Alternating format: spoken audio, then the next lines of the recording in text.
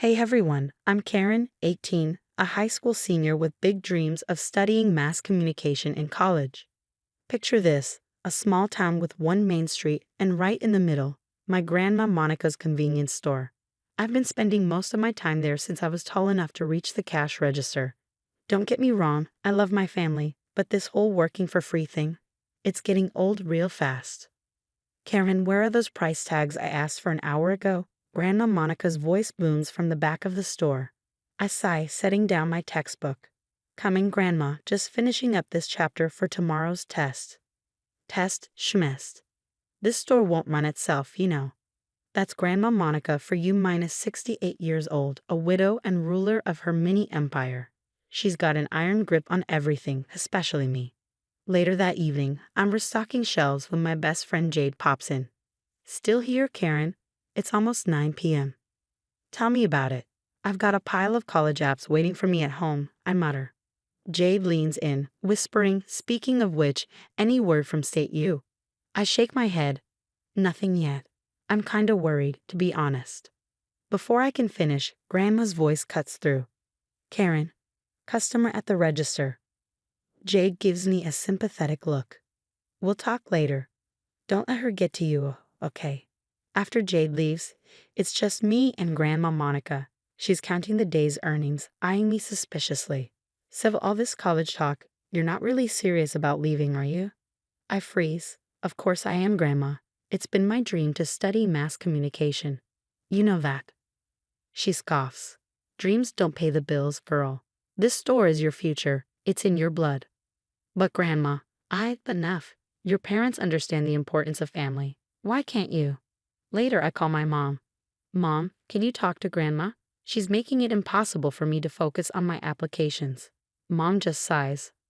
Honey, you know how she is. Just try to balance things, okay? It's only for a little while longer. One night, as I'm closing up shop, Jade calls again. Any updates on your apps? I slump against the counter. Nothing. It's weird, right? I should have heard something by now. Maybe they're just slow. Don't stress. You've got this. But I can't shake the feeling something's off. Grandma's been acting all smug and secretive lately. Jade, what if Grandma's messing with my college plans? No way, she wouldn't. Would she? I glance toward Grandma's office, a knot forming in my stomach. I don't know, but I'm going to find out. As I hang up, I can't help but feel like a fight is coming. This store, this town, it's suffocating me. I need out. I need a future that's mine, and no one, not even Grandma Monica, is going to stand in my way. At least that's what I keep telling myself. But with each passing day, my confidence wavers. Will I ever break free, or am I destined to be stuck here forever? The days drive by, and I'm constantly checking my phone, refreshing my email. Nothing. Not a single response from any of the colleges I applied to. It's driving me crazy. Then one day at the store, I'm scrubbing the back office while Grandma's out on a supply run. I decide to deep clean the place, and that's when I see it, a corner of an envelope peeking out from behind the filing cabinet. Curious, I reach for it, my heart pounding. It's addressed to me from State University. With shaking hands, I pull it out, and a whole stack of letters tumbles to the floor. No, no, no, no. I mutter to myself, ripping open the envelopes. Acceptance letters, scholarship offers, all addressed to me, all hidden away. I'm still sitting there, surrounded by open letters, when I hear the bell over the front door. Kareen, where are you, girl? I need help with these boxes. Grandma Monica's voice cuts through the air, but my rage is already bubbling over. I gather the letters, storming out to the front, clutching the stack in my hand. What is this? I demand, shoving the envelopes in her face. Why do you have my mail? Her eyes widen for a split second before they narrow. Where did you find those? Behind your filing cabinet. You've been hiding them from me. Why? She sets down the box she's carrying, her face hardening. You don't need those fancy schools filling your head with nonsense. Your place is here, with family. I can't believe what I'm hearing. My place? You mean slaving away in this store for free? That's not a future. That's a prison. Don't you dare talk to me like that. She snaps, slamming her hand on the counter. I've given you everything, a job, stability, and this is how you repay me. Repay you? For what? Stealing my future. My voice rises, fury overtaking any fear. I got into my dream school and you hid it from me. That school will ruin you, she retorts. It'll fill your head with ideas above your station. You belong here, running this store. It's in your blood. I laugh bitterly. No, it's in your blood. This store is your life, not mine. I can't believe you do this to me. Everything I've done is for your own good. You'll thank me one day, she says, her voice cold and resolute. Thank you? For crushing my dreams? For lying to me? Tears are streaming down my face. I will never thank you for this, never. I grab my backpack and the letters, shaking with anger. I'm done with this store and your manipulation. I'm going to college and there's nothing you can do to stop me. If you walk out that door, don't bother coming back, she shouts as I head for the exit. I pause, hand on the doorknob, not turning around. Goodbye, Grandma. I hope the store keeps you warm at night. With that, I'm out the door, stepping into the cool evening air. My hands tremble as my mind races. I've just burned a major bridge, but for the first time in years, I feel free, terrified, but free.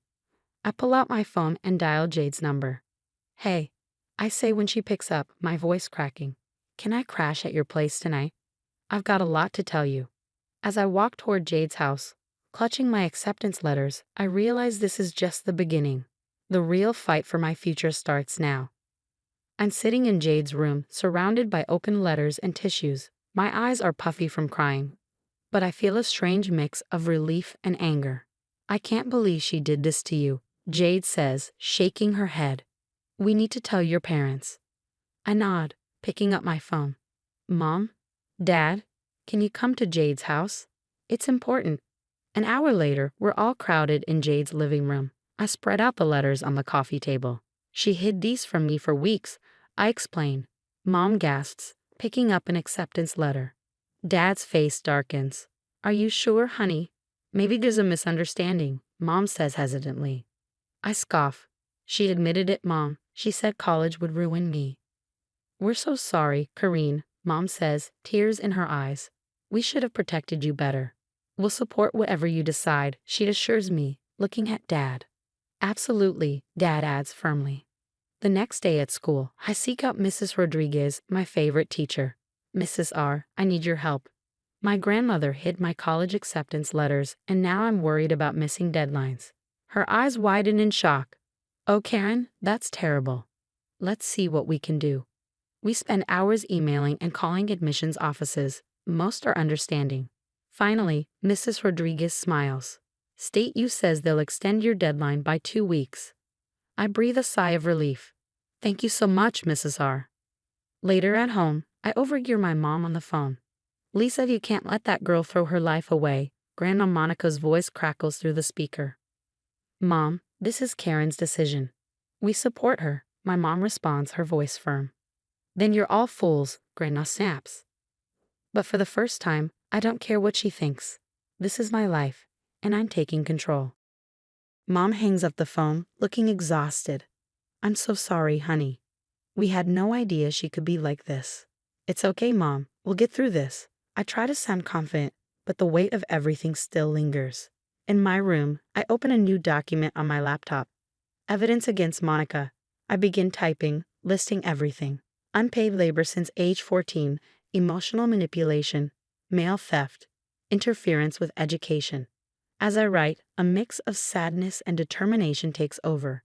This isn't just about college anymore. This is about standing up for myself and taking control of my future. I can hardly believe it when I hold the official acceptance letter from State University in my hands. Not only did I get in, but they're offering me a partial scholarship too. It feels surreal. Karen, that's amazing. Dad beams. And that's not all. Mom adds. Tell her about the radio station, honey. I can't help but smile. I got the part-time job at WKLM. I start next week, but my excitement doesn't last long. The next day at the radio station, my new boss, Rick, calls me into his office. Kareen, I've been getting some concerning calls about you, something about theft and unreliability. My heart sinks. Let me guess. Monica Thompson. Rick nods, looking uncomfortable. I take a deep breath. Rick, I can explain everything. After hearing my story, Rick's face softens. Damn kid, that's rough. Look, your work here has been great. I'm not letting you go over some petty small-town drama. Relief washes over me. Thanks, Rick. I really appreciate that. That night, I stay up late, my fingers flying over the keyboard.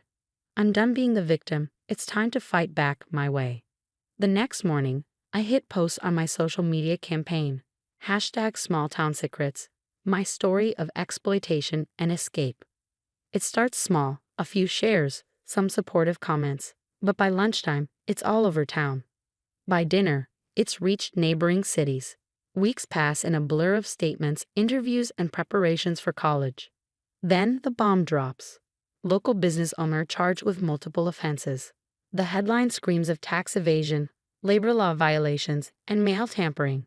I watch from my bedroom window as police cars pull up to Grandma Monica's house. There's a strange mix of sadness and vindication as I see her being escorted out. The day before I leave for college, Dad sits me down. "The store's been sold," he says quietly. "Part of the proceeds will go toward your education." I nod, feeling a chapter of my life close. The next day, surrounded by my parents, Jade, and a few close friends, I load up the car. As we drive past the boarded-up store, I feel a weight lift off my shoulders. Weeks later, I'm sitting in my dorm room, putting the finishing touches on my first college radio show script. I've learned a lot these past few months about standing up for myself, the power of truth, and forging my own path. I glance at the photo on my desk, me smiling with my parents on move-in day.